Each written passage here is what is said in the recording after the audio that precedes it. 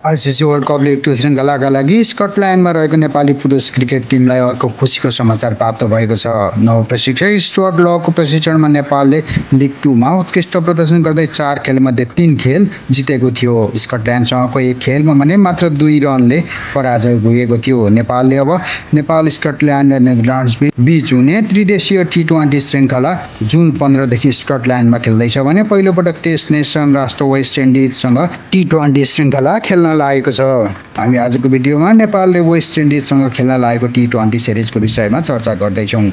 योभन्दा अगाडि हाम्रो च्यानल एएसके मिडिया हबलाई सब्स्क्राइब गर्नुभएको छैन भने सब्स्क्राइब गरिदिनु होला। साथै यस्तै विविध जानकारीका लागि हामीलाई फेसबुक तथा टिकटकमा पनि फलो गर्न सक्नुहुनेछ। नेपालले वेस्ट इन्डिज जस्तो 2 पटकको टी20 विश्वकप विजेता टिमसँग पहिलो पटक द्विपक्षीय अन्तर्राष्ट्रिय टी20 श्रृङ्खला खेल्न लागेको हो। यो नेपालको क्रिकेट इतिहासमा एक महत्त्वपूर्ण मोड हो जसले नेपाली टोलीलाई पूर्ण सदस्य राष्ट्रसँग प्रतिस्पर्धा गर्ने दुर्लभ अवसर प्रदान गरेको छ। नेपालले यसअघि पूर्ण सदस्य राष्ट्र विरुद्ध केही बहुपक्षीय प्रतियोगितामा सहभागी भए पनि यस्तो द्विपक्षीय श्रृङ्खलामा भाग लिएको भने पहिलो पटक हो। 3 खेलको यो टी20 श्रृङ्खला 2025 सेप्टेम्बर 27, 28 र 30 मा संयुक्त अरब इमिरेट्स स्थित शारजाह क्रिकेट स्टेडियममा हुनेछ। शारजाहले नेपाली टोलीलाई राम्रो सतह अन्तर्राष्ट्रिय स्तरको माहौल र पूर्व तयारीका लागि उपयुक्त वातावरण दिने विश्वास गरिएको छ। यो सिरिज नेपालका लागि ऐतिहासिक मात्र नभई भविष्यमा हुने टी20 विश्वकप एसिया छनौटको तयारीमा समेत महत्त्वपूर्ण हुनेछ, किनकि टी20 वर्ल्ड कप एसिया छनौट अक्टोबरमा युएईकै छिमेकी राष्ट्र ओमनमा हुँदैछ। यो श्रृङ्खलाको आयोजना क्यान वेस्ट इन्डिज क्रिकेट बोर्ड र एमिरेट्स क्रिकेट बोर्ड बीचको सहकार्यमा सम्भव भएको हो। वेस्ट इन्डिज क्रिकेट बोर्डका सिइओ क्रिस हेड्रिङले नेपाल जस्तो उदाउँदो क्रिकेट राष्ट्रसँग सहकार्य गर्नु विश्व क्रिकेटको समावेशीकरणका लागि महत्त्वपूर्ण कदम भएको बताएका छन्। वेस्ट इन्डिजको यस्तो सहयोगले नेपाललाई अन्तर्राष्ट्रिय स्तरमा मान्यता बढाउन मद्दत पुर्याउनेछ।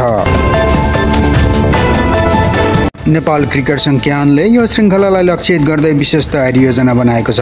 टोली छनौटका लागि राष्ट्रिय स्तरका प्रतियोगिता र प्रदर्शनका आधारमा खेलाडी छानिनेछ र अगस्त महिनादेखि काठमाडौँमा बन्द प्रशिक्षण शिविर आयोजना गरिनेछ, जसमा खेलाडीहरूलाई स्पिन, पेस र ब्याटिङ फोकसमा अभ्यास गराइनेछ। साथै युएई प्रस्थान अघि अभ्यास म्याचहरू पनि खेलाइनेछ। हाल स्कटल्यान्ड भ्रमणमा रहेको नेपाली टोलीले प्रतिकूल मौसममा पनि उत्कृष्ट नतिजा निकालेको छ। नेपालले स्कटल्यान्डमा वानडे क्रिकेटमा बनेको हाइएस्ट रन चेसको रेकर्ड पनि तोडेको छ। प्रशिक्षक स्टुअर्ट लको आगमनसँगै नेपालले ब्याटिङमा सुधार भएको स्पष्ट देख्न सकिन्छ। तसर्थ क्रिकेट विश्लेषकहरूले अब नेपाली क्रिकेटमा स्टुअर्ट ल युगको सुरुवात भएको र नेपालले क्रिकेट जगतमा ठूलो फड्को मार्ने अनुमान गर्न थालेका छन्। यो श्रृङ्खला नेपालका लागि केवल द्विपक्षीय प्रतिस्पर्धा मात्र नभई आगामी अक्टोबरमा हुने टी20 वर्ल्ड कप एसिया क्वालिफायरको तयारीका लागि पनि अत्यन्तै महत्त्वपूर्ण छ। वेस्ट इन्डिज जस्तो बलियो टिमसँग खेलाएर नेपाली खेलाडीहरूलाई दबावमा कसरी खेल्ने भन्ने अनुभव प्राप्त हुनेछ, जुन विश्वकप छनौटमा प्रत्यक्ष रूपमा काम लाग्नेछ। तसर्थ नेपाल र वेस्ट इन्डिज बीचको श्रृङ्खला केवल 3 खेल मात्र होइन, यो नेपाली क्रिकेटको स्तर मापन गर्ने महत्त्वपूर्ण आधार पनि हो। यो श्रृङ्खलाले नेपाललाई रणनीतिक रूपमा अगाडि बढ्न, युवा खेलाडीलाई अनुभव लिन र विश्व क्रिकेटमा नेपालको उपस्थिति बलियो बनाउन सक्ने सम्भावना बोकेको छ।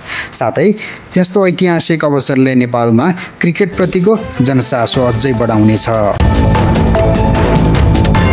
तपाईलाई हाम्रो भिडियो कस्तो लाग्यो कमेन्ट गर्नुहोला। मन परेमा एक लाइक तथा हाम्रो च्यानल एएसके मिडिया हबलाई सब्स्क्राइब गर्नुभएको छैन भने सब्स्क्राइब पनि गरिदिनु होला। साथै यस्तै विविध जानकारीका लागि हामीलाई फेसबुक तथा टिकटकमा पनि फलो गर्न सक्नुहुनेछ। भिडियो हेरिदिनु भएकोमा तपाईलाई धेरै धेरै धन्यवाद।